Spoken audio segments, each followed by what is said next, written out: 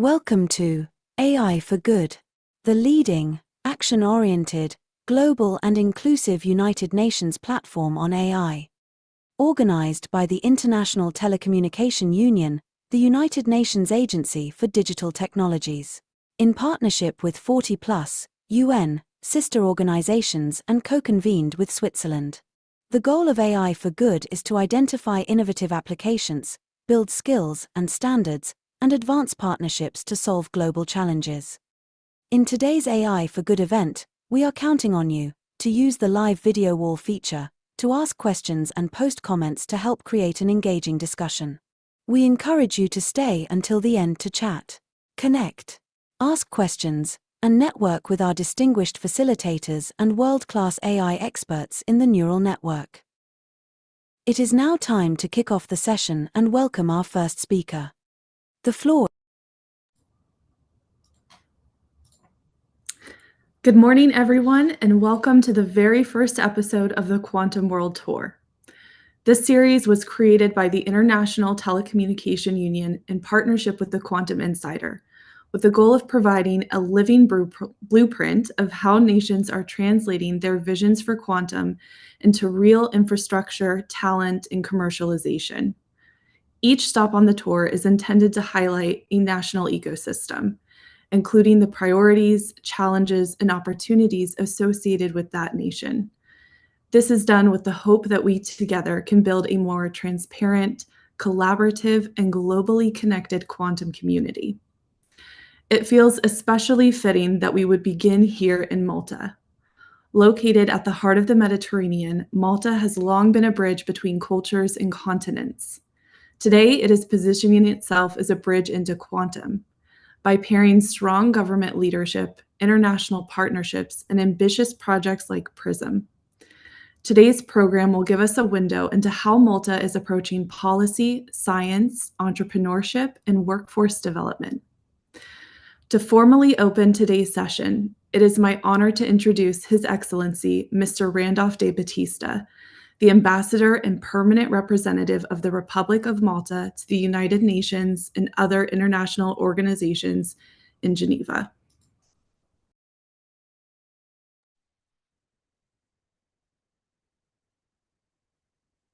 Thank you, Sierra. If politics is about negotiation, then quantum is about possibilities. And sometimes those possibilities feel limitless. That's why it's such a privilege for Malta to host the very first stop of the Quantum World Tour. Let me start by thanking ITU, especially Gillian and Sierra and her team, for bringing this initiative to life. The fact that it begins here in Malta says a great deal about where we stand. A small country, but one determined to continue to the future and connect to the future. Quantum technologies are no longer a distant theory. They are fast becoming the everyday conversation on security, on communications, on health, and on industry. That is why this tour matters. It's not just about labs and patents, but about how governments, academia, and business together prepare for what will be one of the defining shifts of our time. Since taking up my post in Geneva earlier this year, I've seen how quickly the conversation around AI and quantum is accelerating. At the AI for Good Summit in July, this tour was first unveiled. Only a few months later, here we are. This builds momentum, and it shows that the future isn't waiting politely at the door. For Malta, connection has always been part of our DNA, not just by sea or by air, but now also by quantum. Some of you may know that entanglement was successfully demonstrated through the cable linking Malta and Sicily, a leap that put our island firmly on the map of quantum communications. And for a nation of our size, that is no small step. And we are not stopping here. Malta's quantum ecosystem is taking shape from research to industry. I am pleased that one of our own startups, Merqury Cybersecurity, is here with us today. This shows that innovation is not only happening in the lab, but also in the marketplace. And this is also part of a wider story. Small states like ours often need to innovate to stay relevant. We cannot compete on scale, but we can compete on ideas, on talent, and on openness to collaboration. That is why Malta is proud to be a testing ground, a bridge, and a contributor to the global quantum community. But today is not about looking back. It is about asking how countries, no matter their size, can shape a role in this new frontier. How we build ecosystems that span strategy, research, talent, and industry. And how we make sure quantum serves humanity and not just technology. In Geneva, where Malta is deeply engaged in the multilateral system, these questions are already on the table. How will quantum reshape international cooperation? How will we ensure that access is fair and that breakthroughs are used responsibly? These are not only technical challenges, they are political ones. And they will need voices from every part of the world, including the smallest of member states, to shape the answers.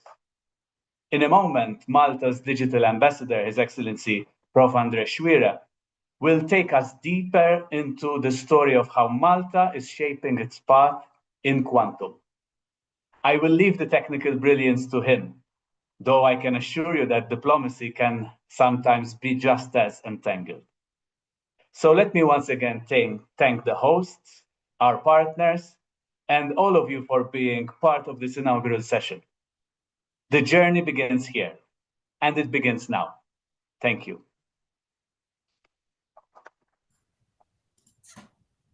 Thank you so much for those remarks, Your Excellency. I especially love this idea of connection, especially as we'll see that Malta does focus on secure communications, and that will come into play. So to build on those remarks, I'd love to present a brief overview of Malta's quantum ecosystem, to take a look into what exists, why these pieces are important, and how they fit together. So beginning with policy and national framework, Malta has long earned a reputation for acting quickly when it comes to new emerging technologies, whether it be fintech, blockchain, or cybersecurity. That same agility now guides its approach to quantum. The government has identified quantum technologies as a priority, with oversight provided by the Ministry for the Economy and Industry and the Parliamentary Secretariat for Youth Research and Innovation. Institutions such as Scienza Malta and the Malta Digital Innovation Authority ensure that Malta's efforts align with Europe's broader goals. One centerpiece of this framework is PRISM, Malta's flagship quantum communication project, which was co-funded by the European Union under the Digital Europe program. The goal of PRISM is to deploy a large-scale quantum communication network that spans the entire country. This network will use QKD, and is significant for two reasons. So first and foremost, this is European alignment. This is Malta's contribution to the Euro QCI initiative, which has a goal to establish a pan-European quantum secure network by 2030. In fact, PRISM is expected to be the first nationwide QKD network in Europe, which makes Malta an early test case for how this infrastructure could be deployed at scale. And second, this is ecosystem integration. The project itself brings together the University of Malta, the country's first dedicated quantum startup, Merqury Cybersecurity Limited, and private entities like telecom operators and public authorities. And the reason why I really wanted to highlight this at the beginning of the overview is that this is a really prime example of how a small country can accelerate ecosystem building by linking government, academia, and industry in one national testbed. And so moving into research and academia, at the center of Malta's research activity is the University of Malta. This is where teams focus on quantum optics, quantum information, and communication. Earlier this year, the university launched a program on quantum algorithms and machine learning, providing fellowships and connecting researchers in collaboration with IBM, Amazon, and Airbus. This is really essential because it allows researchers in Malta to experiment with real quantum hardware while building capacity in areas like AI, climate modeling, and healthcare, which are all areas where quantum stands to have very significant impact for the benefit of humanity. Public engagement is also very notably built into Malta's roadmap. The Calypso Summer School is an international training program designed for early career researchers. It creates a pipeline of talent by giving students in Malta and abroad the chance to learn directly from experts. Likewise, a permanent quantum computing exhibit at Esplora, which is Malta's National Science Center, makes these complex topics accessible to the public, so ensuring that the growth of the ecosystem is also matched by both societal awareness and inclusion. If we take a look at the commercial side, Malta's ecosystem is very focused. Merqury Cybersecurity is building quantum-secure communication solutions and leads the technical development of PRISM.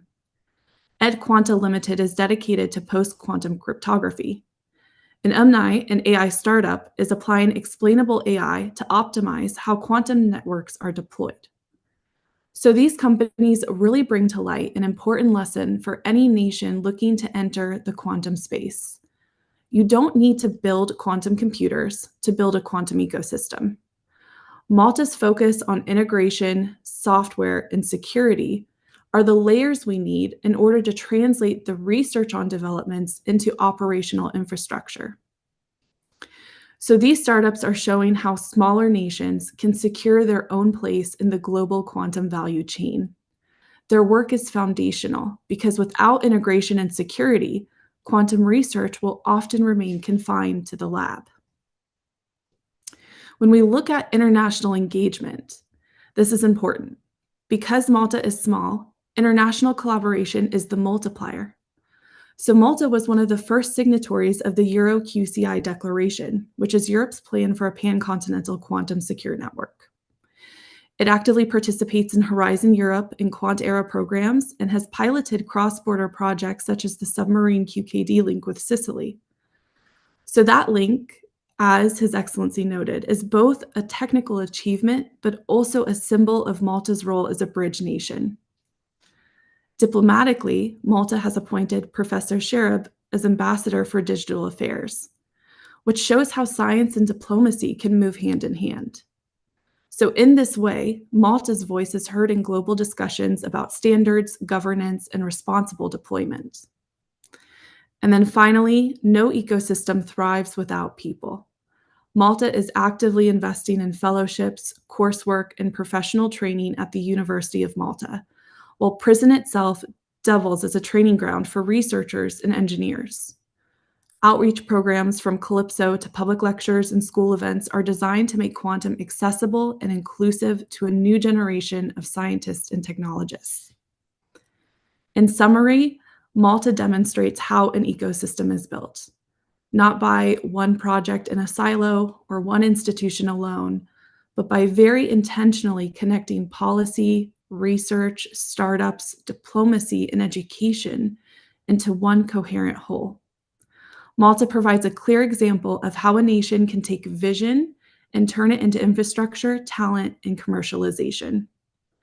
So with that in mind, it's my absolute pleasure to introduce Professor André Xuereb, Malta's Ambassador for Digital Affairs, who has played a very unique role in linking science, policy, and international collaboration. He will now provide a briefing on Malta's national quantum efforts. Thank you, Sarah, for your kind words. Hello, everyone, and thank you for joining us. It is an absolute pleasure to be part of this amazing initiative. It is not often that I have the pleasure to speak publicly on a topic that brings together two issues so close to my heart, quantum and Malta. And I must therefore start by thanking the International Telecommunications Union, especially Ms. Gillian McNamara, for the generous offer to host this event and for inviting my colleagues and I to speak in this first episode of its Quantum World Tour. I also wish to thank Sierra, whom we have just heard from, for tying today's event together. I have had the privilege to act as Malta's Ambassador for Digital Affairs since 2021, And besides being an ambassador, I myself am a quantum physicist. And looking back over the past 15 or so years, what strikes me is the rapid evolution of quantum physics from being exclusively the domain of research laboratories to a bona fide set of technologies that are poised to have an impact across all of our lives.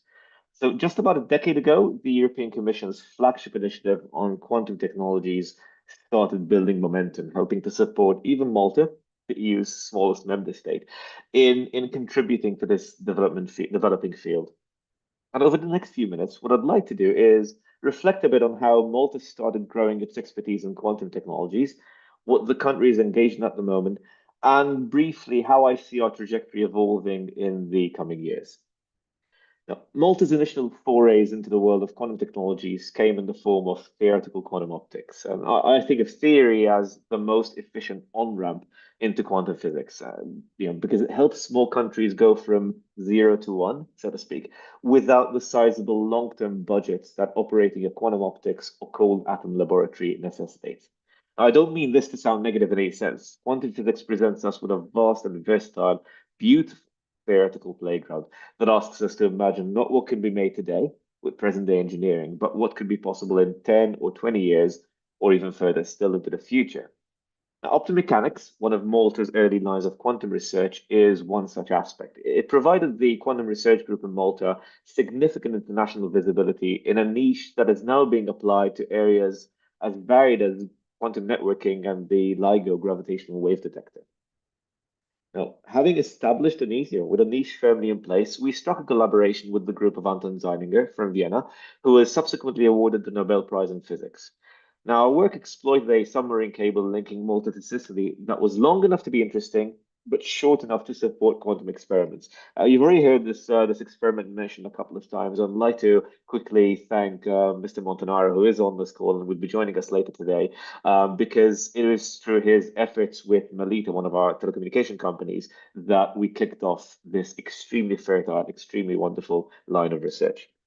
And in fact, by 2017, we had demonstrated using long-distance submarine telecommunications infrastructure to distribute quantum entanglement between countries, which helped to put Malta firmly on the quantum communications map, at the same time as the European Quantum Communications Infrastructure Initiative was building steam.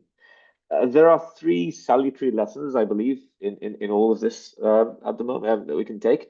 First, a bit of luck and good timing do go a long way. Second, when starting something from scratch, it is essential to make use of all your resources and all your infrastructure. Small countries do often possess something that is not easy to get elsewhere. Third, one cannot predict the knock-on effects of research, and I want to focus on this point very briefly. And please do allow me to segue briefly, as I said, to a topic that is not strictly quantum. One of our early international collaborations was with Italy, a technical relationship that continues to this day. As a side effect of our work on distributing entanglement between Malta and Italy, we found a new use for submarine telecommunications infrastructure, using it to detect minor earthquakes and other weak signals of a seismic origin. Now, against the present backdrop of geopolitical tensions, to which the international telecommunications infrastructure has certainly not been immune, we suddenly found ourselves at the center of yet another influential emerging technology. Back onto quantum. So later during the session, we will hear from a number of people involved in Malta's ongoing quantum efforts. Much of Malta's present quantum footprint can be categorized as falling under the camps of quantum computing or quantum communication. Quantum computing was in fact the subject of the first truly national initiative, announced earlier this year by our Ministry for Education, Sport, Youth, Research and Innovation. This project brings quantum computing together with another key innovation, machine learning, which is the bedrock of artificial intelligence. Now, our researchers are working on ways to prepare quantum computers in states that could be used to solve problems of relevance to industry. They are particularly interested in what are known as quantum Boltzmann machines, which are quantum versions of neural networks and which could offer significant advantages over the classical, non-quantum, counterparts in machine learning tasks. Now, this activity is led by Professor Apollaro, who will also be joining us later today.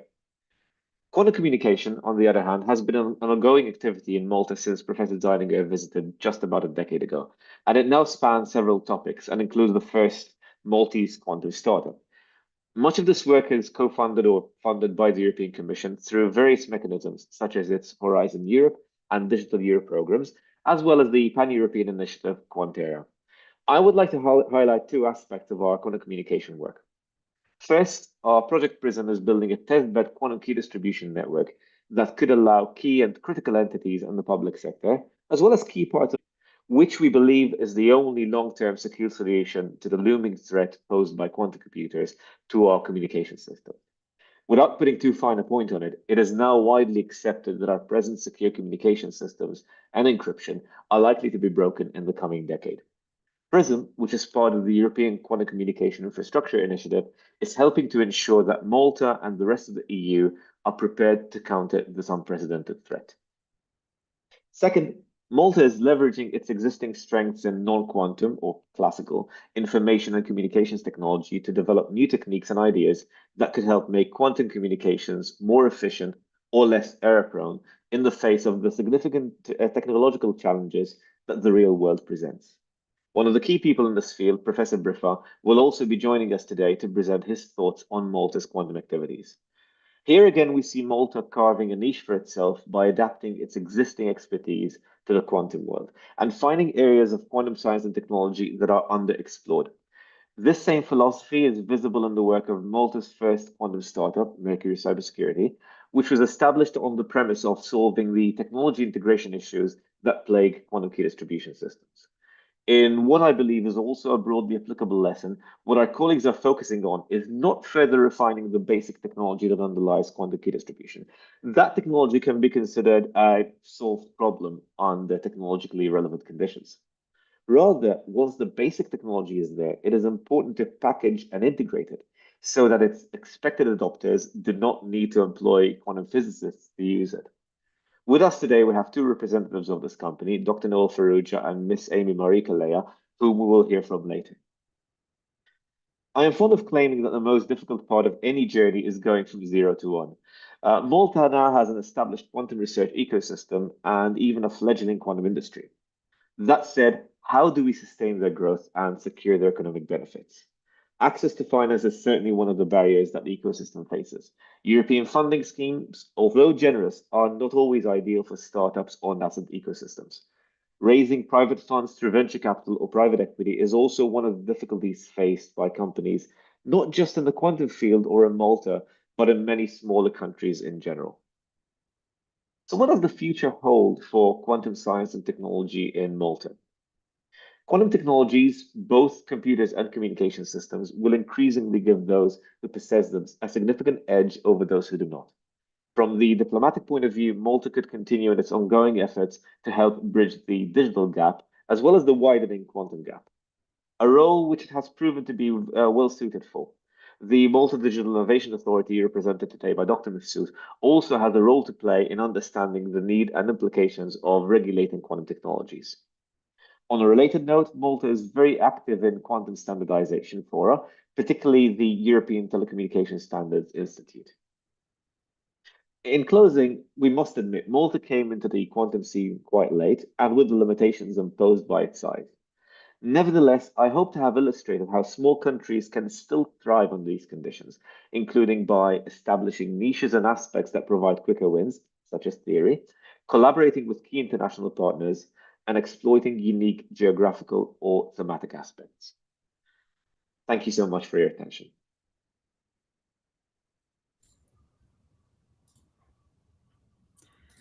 Thank you so much for that detailed overview of Malta's national efforts. I especially love to learn more about the submarine link with Sicily and about how quantum really led to learning more about a different emerging technology. I think that's really, really important and something we should highlight more in quantum technology, that the development itself can lead to other breakthroughs in other industries. So now we'd love to continue the conversation by broadening the lens. So the next 30 minutes, we're going to hear from leaders across government, academia, and industry. Each have a unique perspective on how Malta can translate strategy, or rather vision, into science, scale, and impact. So I'd love to welcome our panelists. Again, we're going to hear from Professor André Xuereb, Malta's Ambassador for Digital Affairs, Dr. Noel Farrugia, representing Merqury Cybersecurity Limited, and Professor Tony John George Apollaro from the University of Malta. So together we're going to explore opportunities, challenges, and pathways ahead for Malta's quantum ecosystem. Before we get started with the panel questions, I'd love to begin with a question that we're going to ask on every stop of the Quantum World Tour. So a reminder that the purpose of this series is not only to highlight national visions and successes, but also to create a living record of how different countries envision the role of quantum technology in their future. So by asking the same opening question to each country, we want to start to trace different priorities, hopes, and approaches that will really come together to form a global picture. So to our panelists, I'd love to begin with this question, and feel free to jump in as you'd like. What do you want quantum to do for your country? Sorry to begin with a surprise. I thought it would be fun. May I perhaps kick things off? Oh, Tony, please go ahead, Tony. No. Okay, no, I think that quantum technology, thank you very much, Xuereb, for the introduction to His Majesty, André. Well, this is the question that I think should be done at the beginning to what is quantum useful for? Because we are talking always about quantum technologies. We are talking always about how this will increase the wealth or the possibilities, the applications. But actually, quantum is a scientific theory that revolutionizes the way we think about the world. Quantum is much more than just technology. Technology is one aspect of quantum, but quantum, like science, has always brought societal revolution with it.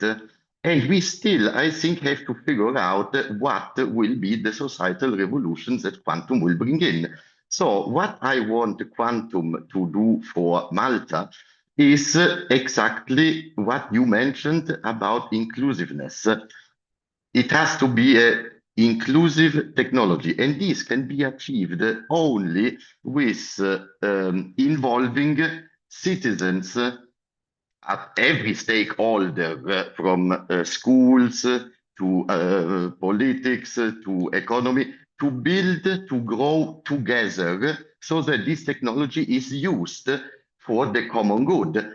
And for this, I say that you made a very good point with Malta, starting with Malta. I'm very pleased about it, of course.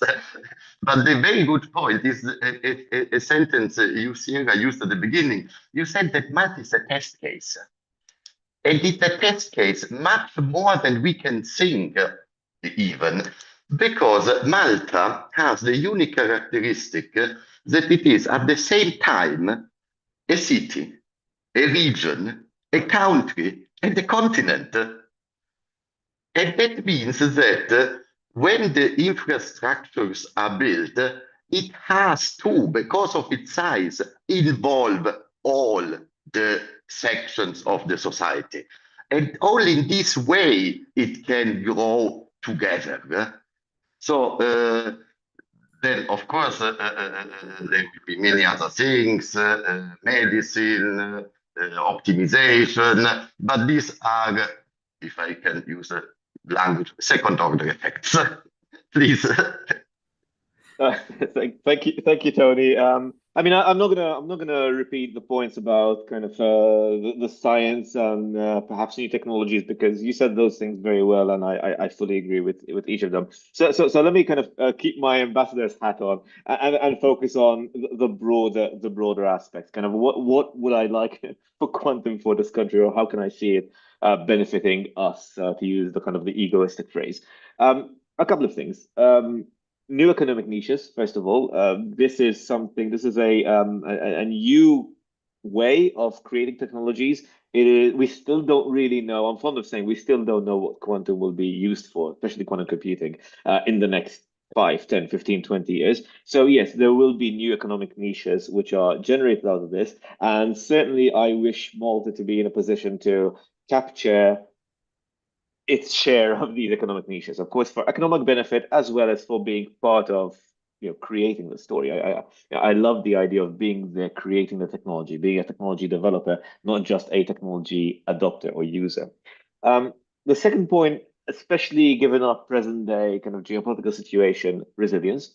We need quantum and post-quantum, of course, to ensure that our critical infrastructure is resilient in the face of an increasing number of threats. Just this morning, I received a message from one of our EU project officers on exactly this point, that quantum technologies are both very important, but also one of the vectors that are being attacked by foreign actors. So it's important for resilience to be able to understand and deploy quantum technologies quickly. And again, being a test bed, a test case means that Malta can perhaps leapfrog some other countries in deploying these technologies earlier and therefore being more resilient earlier. And lastly, I also believe in the idea of technological sovereignty. Whether it's Malta by itself or the EU as a whole, we need to make sure that we have better control over our value chains, over our technology supply chains, and so on. And quantum at the moment provides us with a very good way, or very, very good technology to kick off this philosophy, because the supply chain and the value chain of quantum is still fairly concentrated in Europe and a few other regions in the world. I mean, North America in particular for computing, but for communications, for example, the center of mass is still Europe. And I think it is important for us to be part of this technological sovereignty story at the European level as a country. So yeah, these are 3 points I would highlight over and above the scientific benefits that Tony just outlined. Coming from an engineering background, I'll sort of stick to factual things. So one thing that I'm linking with André's previous talk that would be very beneficial for Malta in terms of quantum would be the seismic detection, because if an earthquake hits relatively close to Malta, we will need as much time to prepare, and that would mean saving a lot of lives because we're surrounded by the sea. So if an earthquake hit very close to Malta, then it can create a national disaster. So the sooner we know, the sooner we can prepare for it. So that will obviously save lives and can be used not just in Malta, but everywhere else. So quantum would also, in terms of computing, help us, as Tony mentioned, design better chemicals, better medicines, better machines like an MRI machine. They can be improved, and those are sort of the quantum computing point of view. And then what ties it all together is that these are all transmitting information, and if your information transmission is insecure, then it's not very useful. And that's where quantum communication comes in, which ties everything together, where you can secure this data.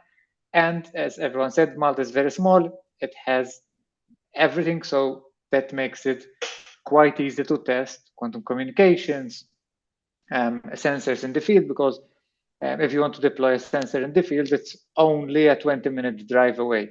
Whereas if you look at larger continents, the sensor might be 3 hours away, and if you need to test it often and debug it, driving 3 hours away, it's a bit annoying. So that's how I see quantum helping Malta. Thank you all for your answers and your perspectives. I especially really love answering this question to scientists, because it's very clear to me when there are scientists answering, because I can really feel the passion come through, and just that focus on how quantum can support just this underlying theory of how the world works. And so thank you for that.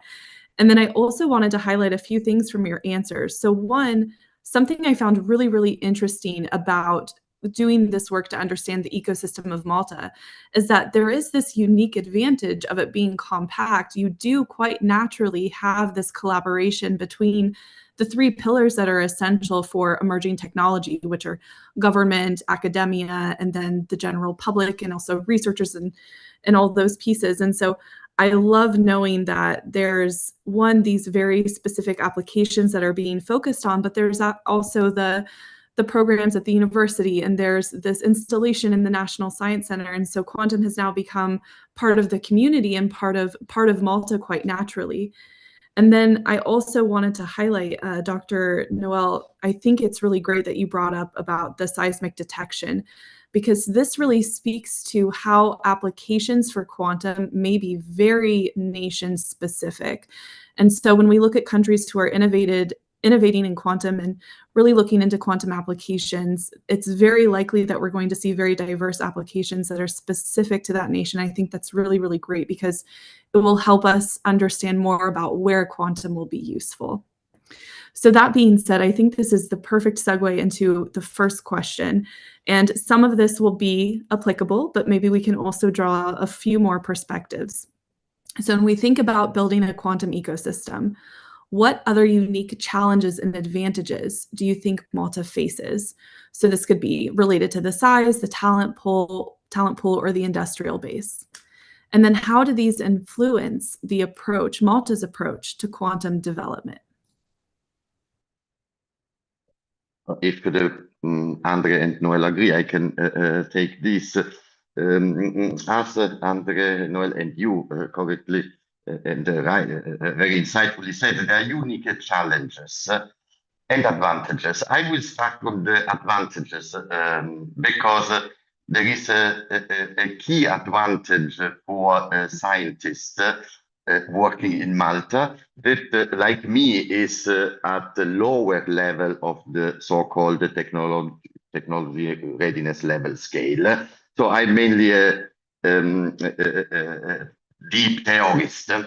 And of course, whenever one does science, one looks at applications clearly of technology, how the science can be used, because at the end we are using taxpayers' money to do the work. So society has to have something back that increases their way of life. And Malta has the advantage that being small entails accessibility. It is extremely easy to access the relevant stakeholders.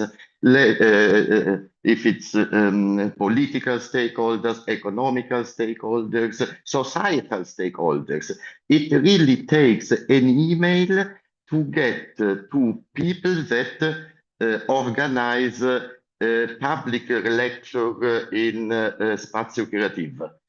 You don't need to go 2 levels. And this makes things extremely fast. The first. And the same is for funding agencies, Scienza Malta, regulatory agencies, MBA, political stakeholders, mayor. And so, and these people, these people are extremely receptive to new and innovative ideas. As you said, Malta has to be, as His Excellency says, Malta has to be at the forefront of technological applications, because it does not have the size to be a big, I don't know, exporter of agricultural products or a big industries. So it has to have high value technologies for its economy. And the other advantage is that there is a bird's eye view on who is who in the nascent ecosystem. And it is related on trust.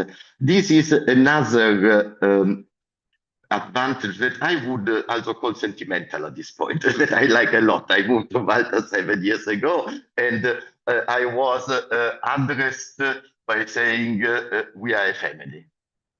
And this is very deep, because if in a nascent ecosystem there are few actors, you have to build on trust. This you have to build it on scientific relationship, but deeply embedded in personal respect. And this helps a lot. Now, if I can still use a couple of minutes before André and Noel add, there are challenges. A problem of a challenge is that Malta lacks at the moment a National Quantum Institute or a big national quantum initiatives. We all know that around Europe, around the world, there are billions dollar national initiatives, and I think that in Malta, a National Quantum Institute that is focused on quantum technology would be a good initiative. And this is also in line with the EU Quantum Pact that in the second half of this semester should be introduced and was envisaged by the 2025 Competitiveness Compass. The reason for this institute, for me at a certain point, is that being also few experts, we have multiple roles. I mean, there is André that is perfect as a professor, as an ambassador, but there are some persons, and I could include also myself, in which I'm more apt to do teaching or to do research, but then you are in EU Quantum Strategy Work Group, Quantum Flagship QCN, in national, and all these sometimes require a dedicated person, because it goes beyond the research. It's difficult to be excellent in so different fields and to follow all these fields. So for me, this is now the influence, as already André said, of the size of Malta is that at this point, somehow we are the extremes. I think we are the extremes of the TRL scales. Either we are the low levels, 1, 2, new ideas, new research to see what can be developed with a bit of luck and also with hard work, or we are the higher levels, 7, 9, because the intermediate levels where you have to develop the prototype, where you have to do the experimental validation, generally are much more economically draining. They require much more long-term investments, but they are also probably one of the most fruitful ones, because it means a patent, it means a device that then goes on the market. So on this, the biggest challenge is to have collaborations on a global scale in which one goes to an EU level patent, to an EU level sharing of the economical benefits of the second quantum revolution on the EU level. And Malta there has to say his voice. So this is more or less my take on that. Yeah. If I may come in, and Tony, I was making a joke. I was muted. I was making a joke when you said people are accessible. And I said, yeah, even the ambassador for digital affairs is just an email away. Anyway, and apologies, Sierra, for giving the political answer rather than the scientific one, which you like. But at least we're balancing things today. Right. So a couple of things, and I'll try and keep my remarks very brief here. One of the let's look at one positive, one negative. One of the interesting things about being here, over and above what Tony was saying, is that there is a sense, if you apply logic and scientific reason, there is a sense in which it doesn't make sense for us to exist and work in silos. I wouldn't have a silo of 2 people working on a specific technology. It doesn't make any sense. So there is an impetus to be kind of more interdisciplinary, to join forces. Now, historically, this does not always happen, and there are many reasons for that. But it also explains the interesting mixture of disciplines we're seeing today. You know, we have people from telecoms, people from ICT, people from quantum, and basically everything else. So silos might exist, but there isn't a good reason for them. And that is kind of, it does push you towards interdisciplinarity and perhaps more innovation. On the other hand, building a pipeline, whether technologically speaking or in terms of human resources, is very, very hard. Going from 0 to 1, as I always say, is the hardest bit. If you have no one working on a specific field of study, how do you justify getting someone in the first place? So that is always a bit of a challenge. Now, to counterpoint what Tony was saying in terms of, you easily end up being a jack of all trades, master of none. Fair enough, that is a very big danger. On the other hand, we do have this bird's eye perspective of pretty much everything that's going on, at least on the European level, sometimes even beyond that. We don't always exploit that, but internally we do have that knowledge, and I think having that knowledge is itself a kind of a key, a unique selling point that we could we could exploit a bit more. So yeah, these are my thoughts on this point. No, I agree, Andre. This is exactly one of the strengths, I think, in Malta, that the connections, we need to connect. We are an island, we need to connect. And to some extent, this is done in an holistic way, collaborative with different stakeholders all together. I'll add one minor thing. Yeah. So collaboration for us, I think it comes natural because even of the size, because if you look at the University of Malta, first we only have one, and the campus is relatively small, so you can walk from the faculty of ICT to the Department of Physics, which if you're in a big campus, it may not be that easy. So that allows for collaboration and for maybe André to meet with Johan, and then that's where I came in, because I was introduced to André from Johan. So collaboration is quite natural, it happens quite naturally, everyone knows everyone.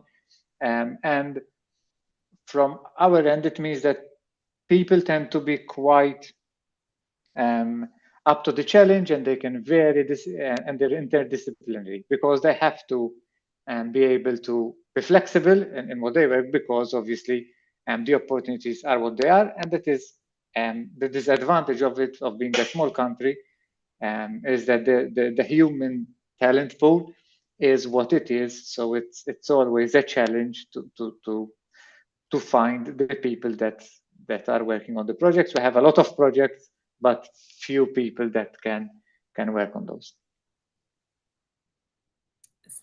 Thank you all for that. And I think that what's really interesting is that if we are to summarize the challenges of Malta, it's small. But if we look at the advantages, it's small. And so what happens is, like you said, Dr. Noel, is you have this these very natural pathways into collaboration. And so, Tony, you spoke about how one of the challenges is this lack of a national quantum initiative. But when I think about quantum initiatives, these are often put into place to help mobilize the people, the different pieces in the economy to get started on this problem. And what's interesting is that Malta has quite naturally already taken it upon itself to really insert itself into this industry because it needs it for the economic growth. And so I think it's really interesting how the size actually plays a very interesting role here in mobilizing the technology itself. And then you also spoke about how we have people playing multiple roles, with Andre being a very great example of this. But what's interesting is in quantum, the struggle is we need research, we need government, we need the general public, we need all these pieces to work together. And this can be hard because these audiences are reached in different ways. But when you have someone who can sit across these roles, that person quite naturally understands what is needed to bridge the three. And so I think it's really, really interesting to hear about these challenges and advantages. No, And I agree with you. We already have a national quantum initiative. It's this one here that we are doing. My suggestion is to formalize and institutionalize it. That is then a different level. Yeah, that makes sense. That makes a lot of sense. And I'm thinking about, Andre, you mentioned it's a challenge to go from 0 to 1. How do you get started? And so on that topic, I'm very curious. Malta really appears to focus on niche strengths like quantum communication and cybersecurity. So how did Malta go from 0 to 1 on those focal areas? How do they leverage Malta's strategic advantages in the quantum domain? That is a good question. I mean, part of it is, as I mentioned in my kind of introductory remarks, it is good timing and good luck. And it must be said. I mean, this is life. Sometimes you do things which work out. Sometimes you do things which don't work out. So in our case, it really was. The whole thing just started basically with me hearing about a couple of very, very well-known professors who give excellent public talks, and I said, okay, I want to bring them to Malta. How do you bring them to Malta? You need to make it kind of attractive somehow. And in the second or third of the series, I wanted to bring Professor Zeininger on board, and I knew that I needed to offer him something to do. And so I got in touch with Simon, who's also on the call today, and I asked him kind of, can we offer anything to do with the telecommunications network for them to perform an experiment on? Because I knew that even Austria didn't really, Austria is landlocked. It doesn't have access to submarine cable infrastructure and this and that and the other. And he jumped at the idea, and kind of after a while his team came over here and we started kind of working on this, and it just turned out to be kind of a very natural test bed to push forward the technology at the time. This was just about 10 years ago. And that kind of just got us started, got our foot in the door. Now, of course, before that, we were already invested in quantum theoretical quantum optics, and this and this, that, and the other, which meant that we already had a name for ourselves. We already had a way to say kind of. I actually used the phrase "I am the quantum of quantum" in Malta because I was the only guy at the time, which is a terrible joke that should not be repeated. But kind of that is kind of how we got our foot in the door, and since then it was just a question of horizon scanning, but not on the 10-year or 15-year time scale, to say, okay, what is around the corner that is somehow still unaddressed and somehow fits our existing strengths and infrastructure. And quantum communications is a particular one. I mean, again, building a quantum communications lab to develop a new kind of quantum key distribution device takes 10 years, 15 years, and many millions of euros. That's not really kind of what we had access to at the moment. So what about the rest of the value chain? How do you get that technology into the hands of a bank, a government? You need something to wrap around it. You need the engineers to come in and take over from when the physicists kind of stop. That was largely missing in the market. It's coming in. It's no longer as missing. But at the time, we realized we had this kind of bridge building role that we could play in the tech. So it's being at the right place at the right time, being extremely creative with whatever resources you have. And as Tony said, I mean, we have these very short communication channels. Just exploit all of them. Call people up, call the CEO of a tech telecom company, saying, "Can we use this for R&D?" You'll get the PR, we'll get the R&D. And apart from that, it's horizon scanning is important. It's important to know where we can take this, but it's also important to know what's coming up next and which parts of that, because you can't tackle the whole thing, which parts of that a small country with a handful of people could kind of create their own niche in. Now, I'm focusing here on quantum communications. The same could be said about some parts of quantum computing, particularly variational quantum algorithms and so on, but I'm not the expert there, so I'd rather kind of leave my comments at that level.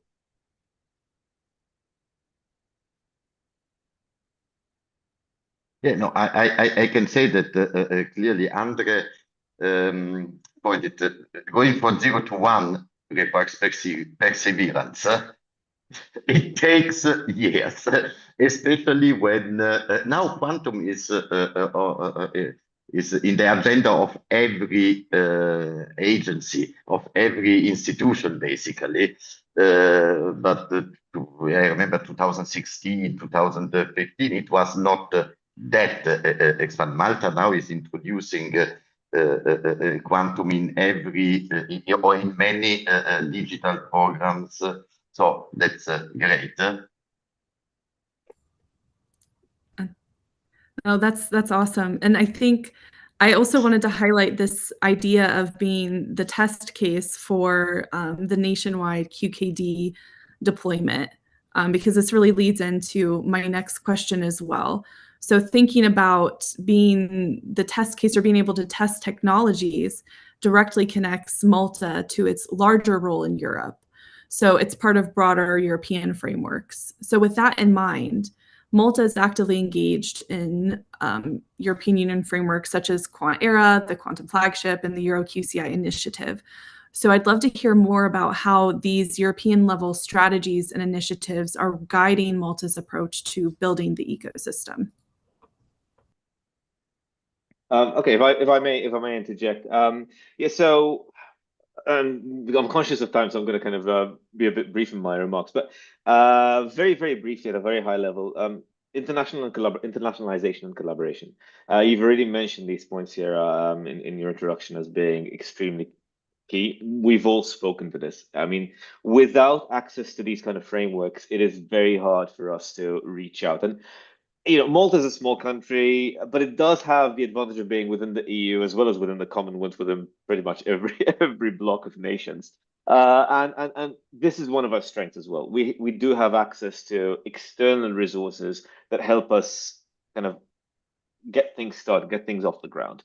So EU funding is extremely critical for us, extremely important for us, for the internationalization part of it and for collaborating with others, raising our profile by working with the best in the field as well in that sense, as well as helping us make effective use of limited local funding. And kind of these two aspects are very important.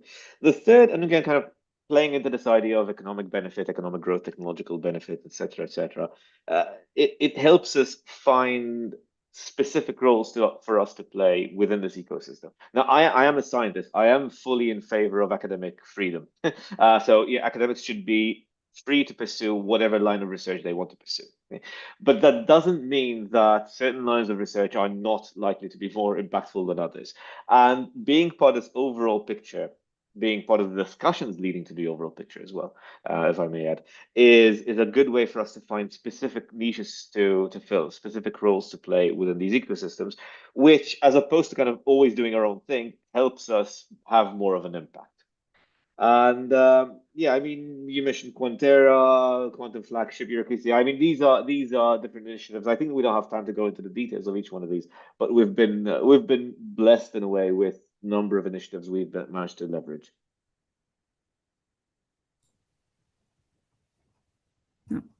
Thank you so much for that. And before we close this panel, I do have one question I would like to pose to each of you. So a reminder that the idea of this is to really create this living resource for other countries as well as they're building those ecosystems. So that being said, what do you want our next country, South Africa, to know about building a quantum ecosystem? Any general advice, suggestions, motivation, etc.? I can start. So, from Malta's perspective, you cannot build an isolated quantum ecosystem. South Africa has to engage with the rest of the continent institutionally. I mean, there is an African Union, there are several organizations, and it has to be transnational. It has to be top down and bottom up at the same time. Otherwise, it doesn't work. Okay, so I'm briefly going to add one thing. So yeah, I was going to say you can't be in isolation. You can't be isolated. And in fact, there are some initiatives that we're aware of, even within South Africa, that are gaining traction and are very well known in the international community. The other part of it, perhaps to say, is somewhat playfully, bring your own character into it. The Maltese like speaking, and well, the Italians as well, as we've heard from Tony. The Maltese like speaking. We like connecting. We like bringing things together. We like being bridge builders, and that is part of the role we play, both on the science diplomacy aspect, so ensuring that European projects target smaller nation states, etc., etc. That's one aspect, but also technologically. We are bridge builders. We're building the bridging technologies between the fundamental technologies and the end users. And I would say this is something which should be perhaps adopted. There are countries which might be very well established in the quantum ecosystem. There's no need to copy their philosophy, their way of doing things. We have our own way of doing things. We can bring something to it ourselves, and I'm pretty sure that's the same thing that the South Africans would appreciate. They have a lot that they can bring to the table. I'll just say one very minor thing that I've learned. And in order to be in the quantum industry, you don't have to be a quantum physicist. The quantum industry needs electrical engineers, mechanical engineers, software developers. So you don't have to sort of recruit quantum physicists, because you don't need only quantum physicists, you need all of the other people. So the quantum industry is built from all with other industries. It needs input from all of these industries. It cannot live on its own. Thank you all for that input. I think that's all incredibly valuable. And we're very much looking forward to being able to take what you've learned in your experience and bring it forward to other countries. So that being said, go ahead and Tony, I can't remember. Were you able to say some words for South Africa? Say again, sorry. I think, say again, I did not understand the question, sorry. Did you have a chance to give your suggestions, advice to South Africa? Yes, he was before me. I was the first one, yes, but yes. I mean, as Italian, I speak a lot. I can go on, but I keep to the first reply I gave at the beginning. Great, awesome. No, that's great. That's so valuable to take forward. So thank you all for this incredibly rich and thoughtful discussion. So I wanted to highlight a quick few themes that we heard, which I think is really important to call out. So one, inclusiveness. It's very clear that quantum must be developed for the quantum good, and it has to involve everyone from citizens, schools, policy, and industry. We also learned that Malta is an incredible test case. Because of its compact scale, it can easily bring every sector into the process and move more quickly from planning to deployment. And then it has very nation-specific applications. So the seismic detection and the secure communications, it really shows how different countries will find quantum applications that reflect their own needs and contexts. So André, like you said, they can do it in their own way, they can find their niche. So what ties all of this together is Malta's ability to really link government, academia, industry, and public in a way that not every country can. And I think that's really, really unique. So as we conclude, I'm really excited to move over to the startup showcase of the next part of the tour. So I'm pleased to invite Amy Marie Kalia of Merqury Cybersecurity Limited to present. So Amy, we'd love to hear more about Mercury's journey, the solutions, the technology, market fit, target users, anything you'd love to share about how the company has grown here in Malta and how this can apply to startups in other parts of the world. Sierra, thank you very much, and thank you for the opportunity. On behalf of Mercury Cybersecurity, I'm very honored to be sharing what we do today. Today, I'll be giving a high-level overview because I don't want to exclude any audiences, but if somebody has any more questions, please feel free to reach out. Starting off by introducing myself, just to give a bit of context. So I've been working with Mercury Cybersecurity for the past 2 years, where I first started as a summer intern and then moved on to working as a junior software developer. I've just finished my bachelor in computer engineering at the University of Malta, and I've just started a master's in computer and science engineering with a cybersecurity specialization.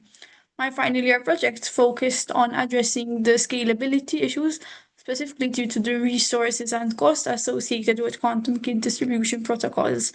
But as Noel said, I think the most interesting thing about my profile is that I don't have any formal education in the quantum sphere.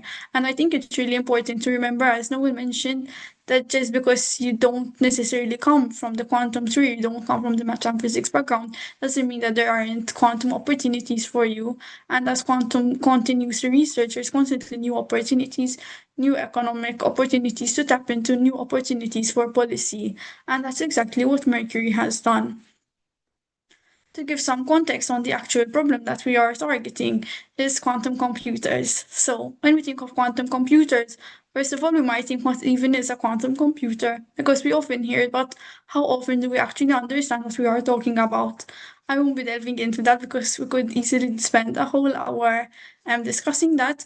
But what's important to keep in mind for this conversation is that quantum computers can perform any mathematical operation at a significantly faster speed than classical computers can today.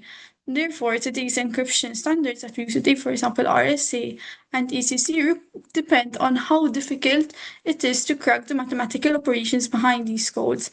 So, as quantum computers reach commercialization, the current encryption standards that are the backbone of our systems are under threat. Now, we may think that this is a very faraway threat and that it's not something that we need to be worried about now, but actually research suggests that quantum computers are expected to reach commercialization within the next 5 to 7 years. So we don't actually have as much time as we might think to develop these solutions. Looking also at the security threats, not only in the future but also now.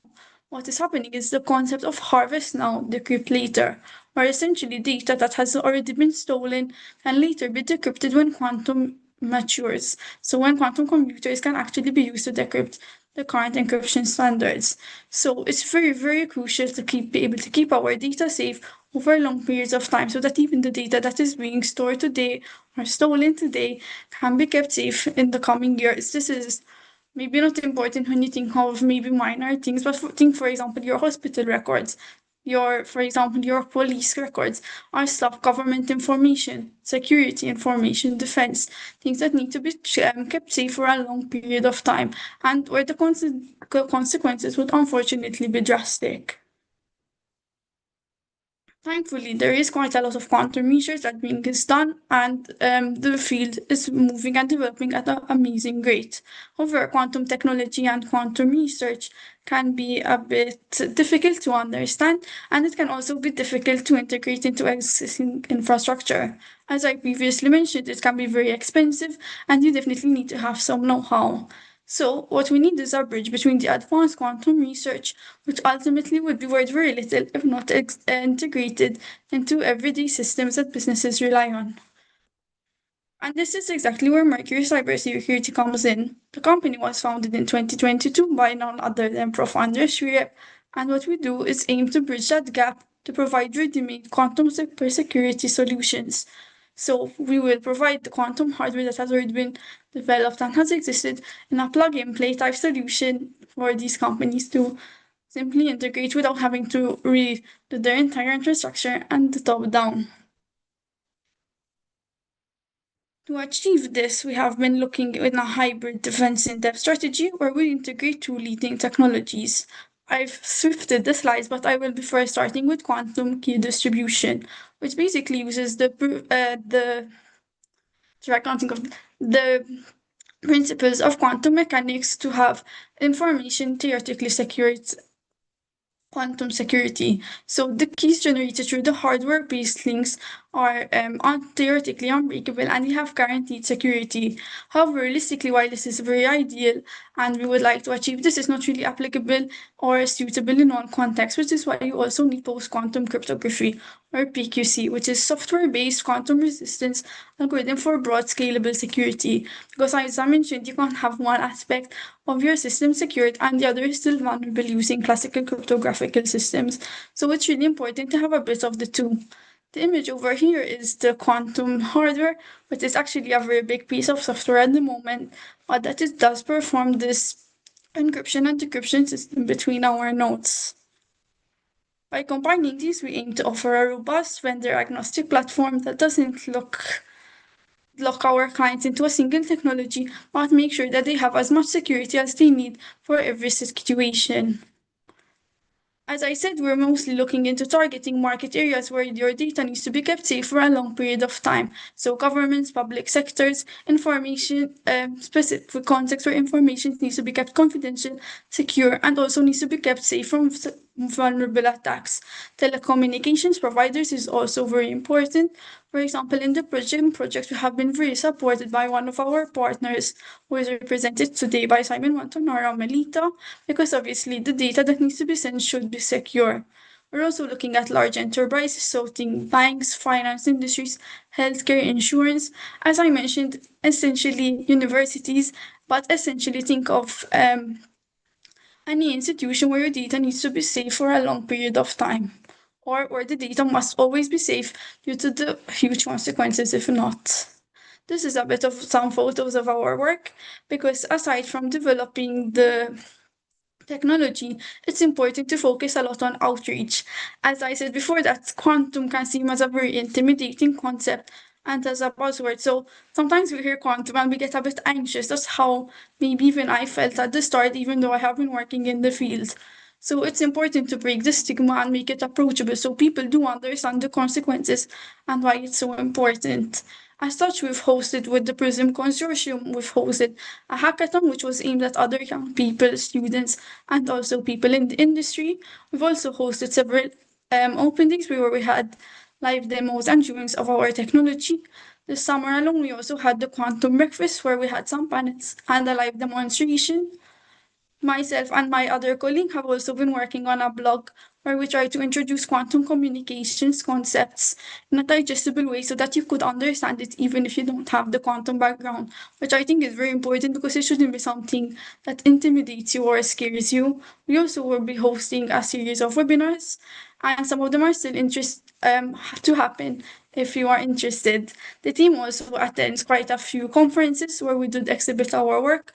For example, we will be exhibiting in Copenhagen later on this month to try and reach new companies, new partnerships, but also to keep us accountable and show the work we've done. So, as I've said, we've only been founded for 3 years now, but they've been a very active 3 years, and we're very proud to have achieved quite a few significant milestones.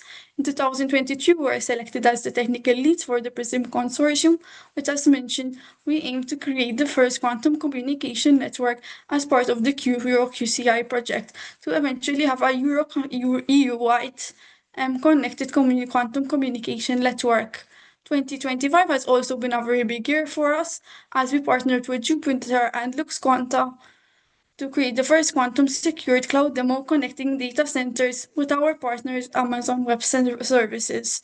2025, we also worked with Fortinet and Smart Technologies to launch Malta's first quantum secured VPN, and these are all things that we are extremely proud of. As mentioned, we've also been working on the QCI initiative, and we've also been working on the Hyperspace project, which focuses also on quantum satellites networks. So, as has also been mentioned, Mercury as a company has benefited a lot from being from Malta, one because of the geographical advantages. As Noel, I believe, mentioned earlier, the fact that we are a smaller nation, everything is more geographically centralized, which also means that testing is much easier. We also don't run into errors that might occur when the fiber optic cable, for example, is over a long distance. So that has definitely been helpful to us. But also, as has been mentioned, the ecosystem has been extremely supportive. We have the governmental institutions like the MDIA, which is the Malta Digital Innovation Authority, or the Malta Information Technology Authority, MITA, and Malta Enterprise, which have been very supportive, offering grants, support schemes, and offices for people to continue developing their skills, but also the partners that we've been working as part of the PRISM Consortium, such as University of Malta, Melita, RSM, just to name a few, have been extremely useful in our work, and we would not have been able to do this without them. So for that, we are very grateful, and it has definitely supported us in our work. As such, we have already created quite a few nodes that have been running, for example, at Mater Day in Gargu, which we are very proud of and would not have been possible without their support. Looking forward, we would like to expand the quantum frontier to make sure that Malta reaches EuroQCI targets and even develop further. We would like to continue building and developing our current partnerships and creating new partnerships to continue developing cutting-edge research and focus on commercialization and global reach. Ultimately, though, our aim is to make sure that quantum safety and quantum cybersecure solutions are accessible to ultimately keep the company secure. But I think what is really crucial to remember is that ultimately it's about us, the citizens, and that if our companies are not keeping our data secure or our governments, then that ultimately is our responsibility, our risk, and us who will bear the consequences. So I think our work has been really instrumental, and I'm really excited to see what we will continue to achieve. Thank you. Thank you so much, Amy, for that excellent presentation. And also a big thank you to the Mercury Cybersecurity team as well. As Malta's first dedicated quantum startup, Mercury is playing a central role in really providing technical leadership.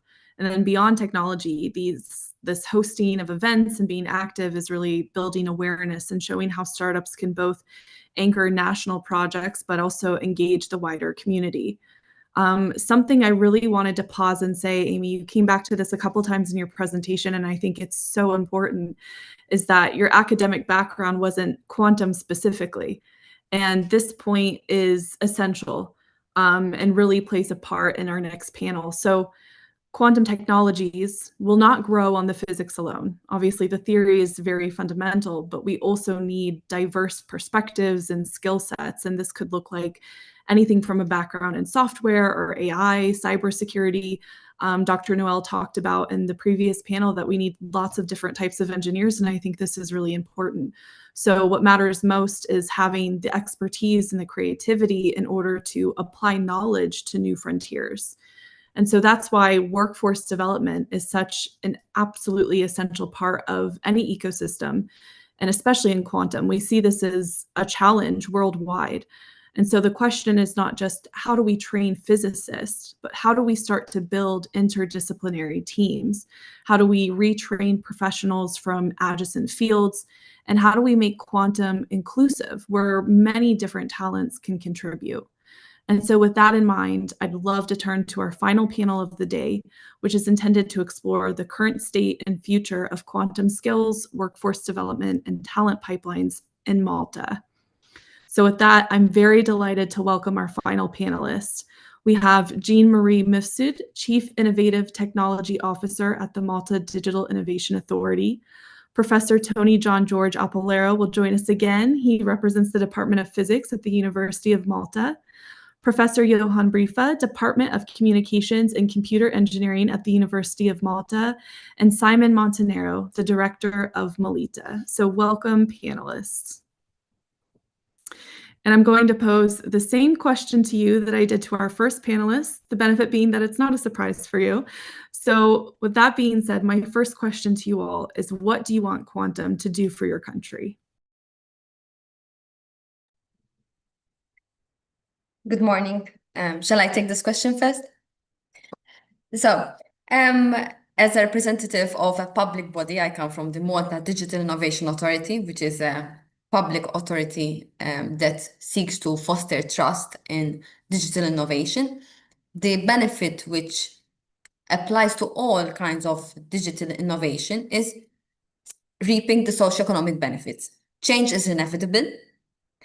The change which quantum will bring is not something we can stop. And as explained previously, it is both an opportunity, but it will also pose challenges, especially if quantum is used to disrupt our cybersecurity technology. So what I would like for my society, for Malta and the citizens and residents, is that we will be able to reap the benefits to be able to address the challenges that it will pose, but also to maximize the opportunities.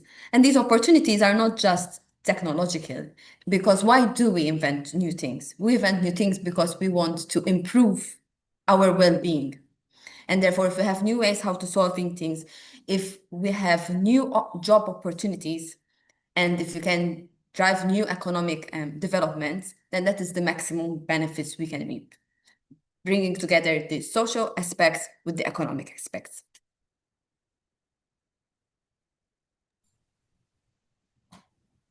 Thank you, Jean-Marie. I think this is... If I can add something here. So first of all, thank you so much for inviting me. I'm sorry about that. It's a pleasure to be here. Thanks for the invite. I think one important aspect of quantum technologies is that it's in many ways, although the background theory has been there for decades, in many ways we're at a particularly critical point in the development of the field, where a lot of the technologies are still, in a sense, at the beginning of their engineering journey. So we're at the point where a lot of the fundamental methodologies are there, but what we can do with it is still being developed. And there's a huge amount of engineering work that still needs to happen for that to work well. Personally, I believe that there's also a number of applications that we haven't even imagined yet. So it's a very interesting time to be working in this field. in a sense, for myself, I liken this. I'm from an engineering background, so electrical engineering and more recently computer science. I would liken this to being in, working in the computing field, say in the 1960s, 1970s, when a lot of what we now consider fundamental technologies and things that we take for granted were still being developed. So in a sense, in quantum, I think we're in a similar time. And it's great for us as researchers because we can actually contribute meaningful things. It's nice to be at the beginning of stuff. And for Malta in particular, I think this is an opportunity that has presented itself here. If we take good advantage of this as a country, we can actually contribute in a meaningful way, basically on the global scale. And this is not an opportunity that comes around, all the time. So what I would like quantum to do for Malta is to actually allow us to, make our name on the map, right? So I think that's really it.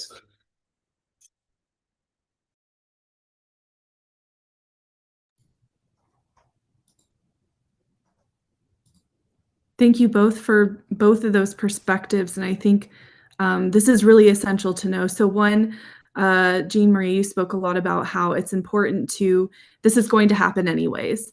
And I think this really ties back to His Excellency's opening remarks about this idea of the momentum is already there. And so it's a great opportunity for Malta to get involved and to benefit from the outcome of that. And Johan, I think you're absolutely right when you say that there are many applications we haven't imagined yet. And so this is a great opportunity for Malta to make its name. And I think that also comes back to the idea that this could be used for seismic detection and how this was very specific to Malta, but also this is a very important and impactful application that can benefit other communities. And it's great that Malta has the opportunity to pioneer that. And so thinking about these different pieces, I'd like to go ahead and also open with our workforce questions. So the first one that I have for you, all of you working at the intersection of workforce and education, is how are different educational institutions in Malta integrating quantum science and engineering into the curriculum to prepare the next generation of quantum professionals? Especially, Johan, coming off of your point, which is there's a lot of engineering work that needs to be done. So how is Malta addressing this?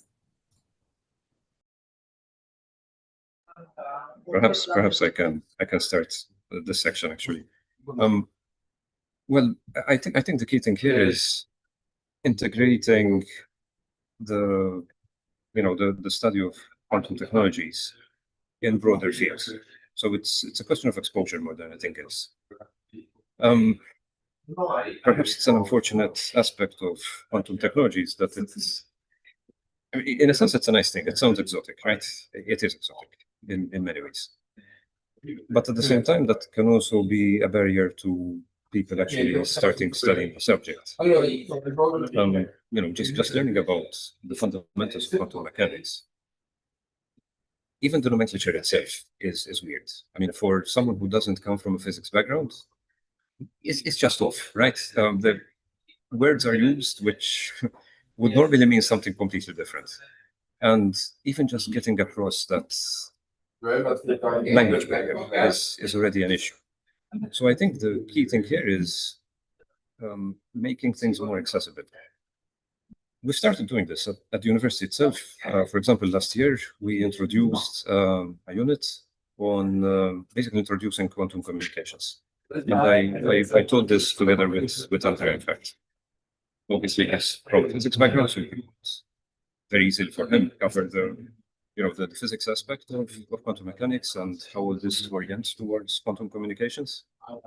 And from my side, I could pitch in on the engineering aspect of, okay, now that we have these fundamental building blocks, how do we integrate them into a process that allows us to, in the case of QKD, for example, build keys in a secure way? And obviously, there's a lot to be said about that aspect itself.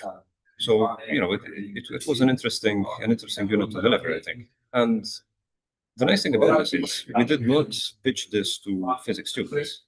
We pitched this to communication students, engineering students, computer science students. And we had, we had attendees from these courses. We had attendees who were Erasmus students at the time, who take Malta just for a semester or for a year.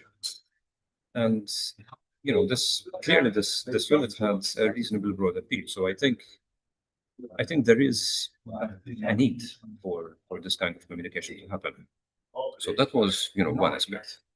Something else that we did last year as well. We also, as part of the PRISM project, in fact, we held a summer school introducing quantum communications, which was obviously a much more compact presentation of the subject. And this was attended by people from industry, people from the communications industry, people from business in general, potential end users of the technology, but even significant number of students from abroad, for example. A number of researchers from other countries attended this week-long course in Malta. So clearly, again, there's a need, there's an interest for dissemination beyond the natural cohort of people who would already know about the subject. So fundamentally fit this.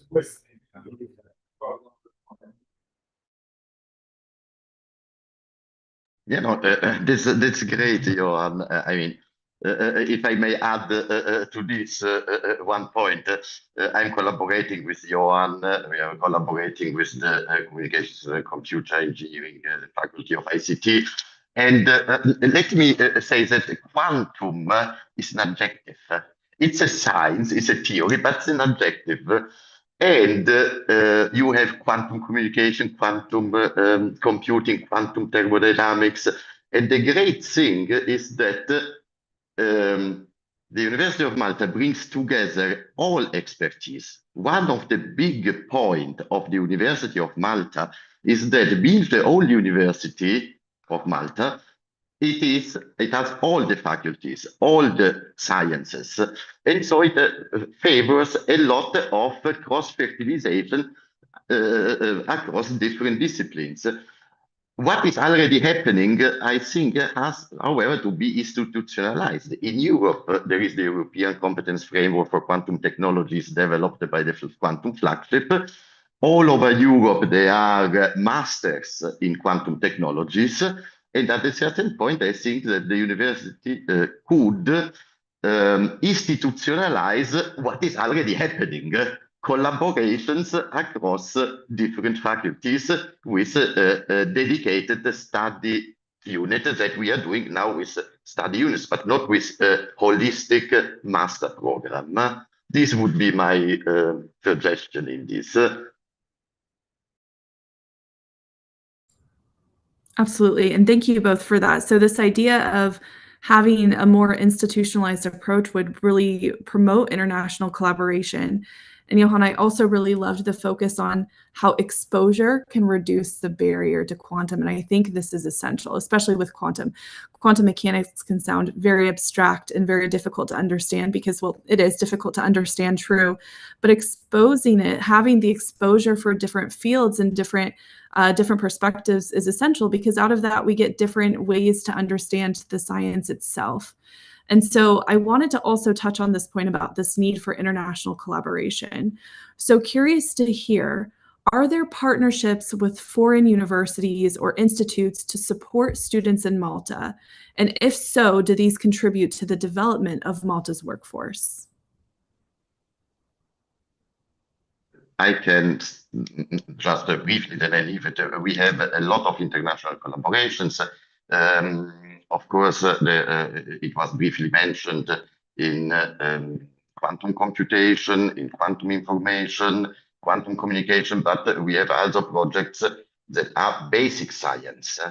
Quantum thermodynamics, we are in a consortium with Dublin, Vienna, Oxford, Murcia, Göteborg, and it is the Aspects project. So it's a very low TRL project, 1, 2, but it addresses a fundamental point, that is how quantum thermodynamics influences the development of quantum technologies, because quantum technologies will be extremely energy consuming.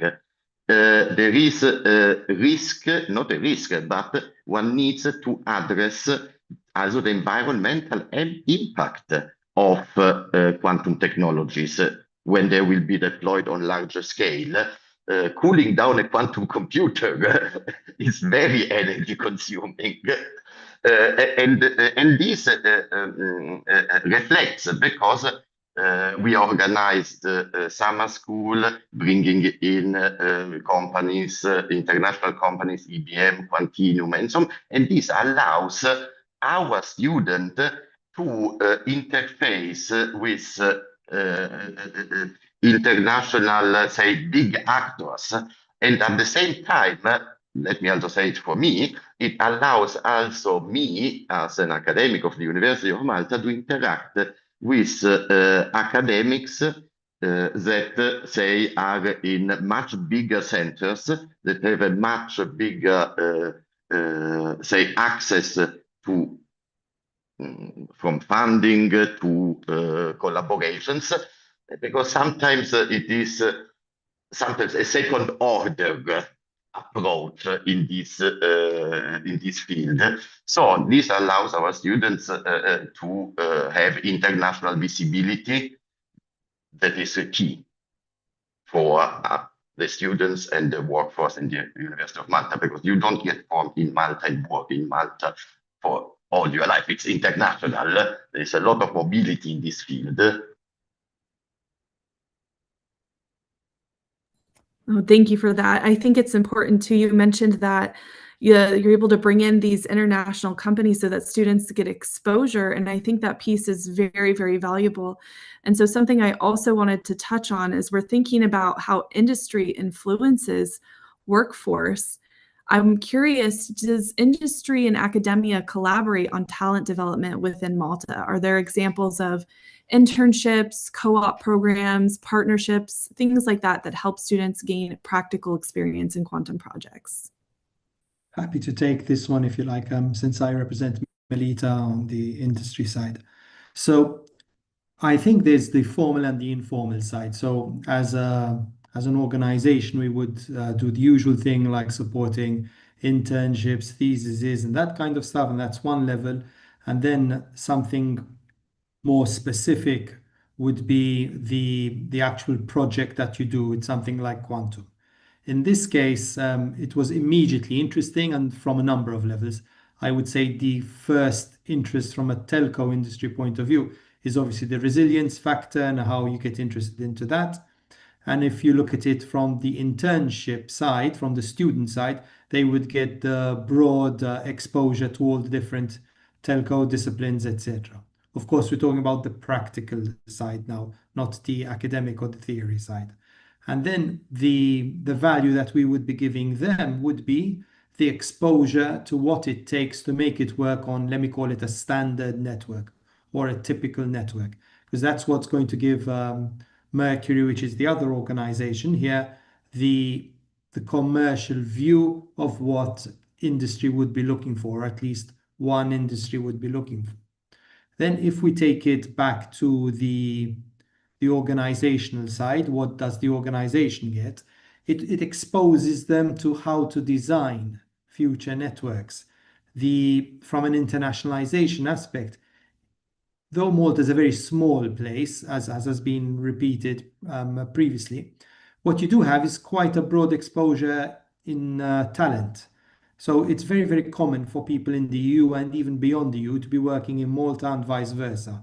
So you have quite a spread of people working in the industry, and that brings different disciples, different ways of working, different ways of thinking, and having them on also exposed to the quantum side, there's a lot of value there, both for the quantum students or the quantum organization, and equally for the organization itself, in this case Melita, where it is learning how to approach possibly a new generation of fiber optic networks, etc., etc. So it's collaborative in that respect. There is the formal side, as we've explained. The informal is much more, you tend to reach out to your colleagues or ex partners or people you've worked with or studied with in the past, and they'll give you a heads up, this is the suitable student for you, etc., etc. And that kind of snowballs into a much bigger and more productive set of objectives. And effectively, you try and find something that works both for the student and for the organization, and you kind of drive them forward from there. Hope that helps. Thank you. Absolutely. And I think you really highlighted something important here, which is this benefits in several different ways. So one, the student benefits from the exposure and the hands-on experience. The organization, you said, benefits from understanding how to design this in real life use cases. And then on top of that, you're also giving the workforce training that you need to build and establish the next generation to work in these industries. And so I think that is absolutely essential.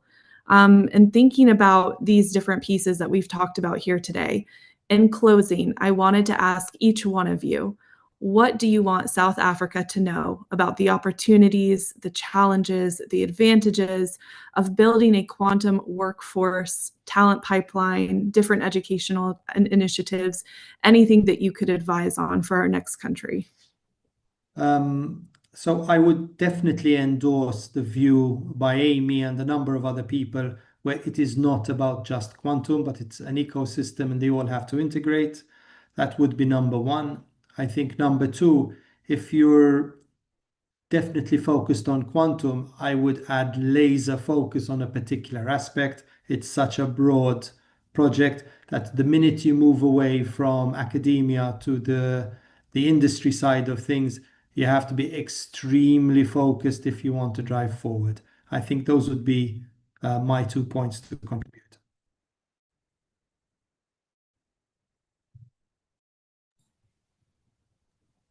My remark, apologies. My remark would be to facilitate upskilling and reskilling of the workforce.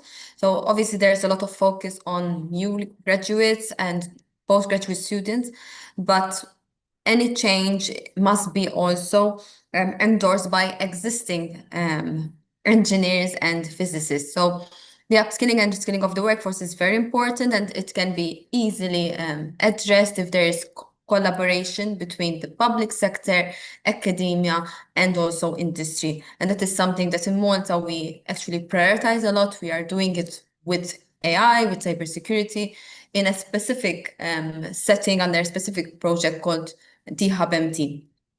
So I think that is collaboration to organize short courses in upskilling and reskilling is very important.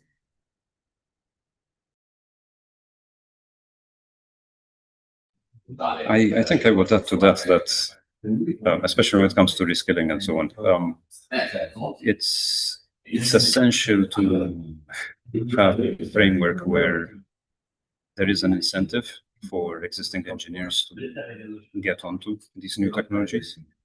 And again, this reiterates basically what I said earlier, right? That's in something like quantum, for example, where the language barrier is a particular issue.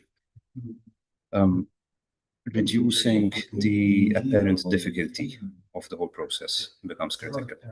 Because in a sense, I mean, I don't know, people might look weird if I say this, but in a sense, it's not that quantum technology is inherently difficult in itself. I mean, not more than many other technical subjects. It's just that it sounds really hard. And getting across the message that much of the fundamental mathematics and other tools that engineers already know are exactly the same tools that you would need to understand quantum technologies. That would be a good thing because it makes the whole subject more approachable. And basically, I think that would be the message, right? Make sure that message comes across.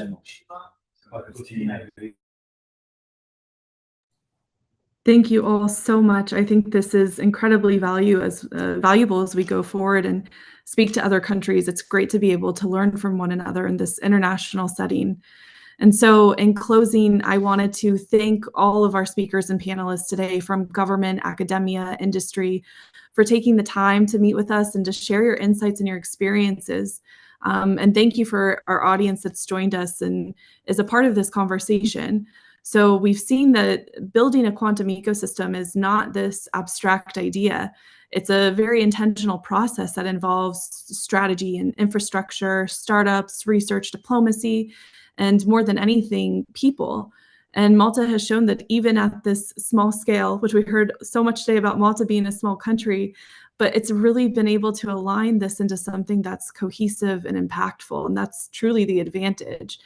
And so I think that this has been a very perfect first stop of the Quantum World Tour, with Malta being a national test case. The way specific applications remind us that quantum will take different shapes in different nations, and how resilience and technological sovereignty have emerged as priorities to connect Malta to wider European ambitions. And so that being said, the point of this is the knowledge sharing. It's the transparency and the collaboration.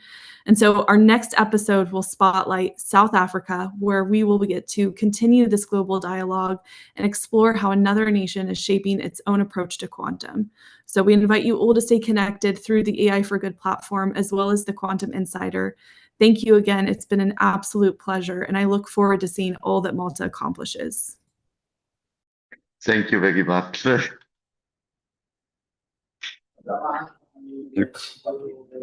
Thank you for participating in today's AI for Good session. We hope you've learnt something new, innovative, and engaging in today's event. We now encourage you to continue the conversation on the live video wall in the neural network. Here you can ask questions, like and comment, share links, complete the poll, connect with interesting profiles, or speak one-on-one using the chat and video function.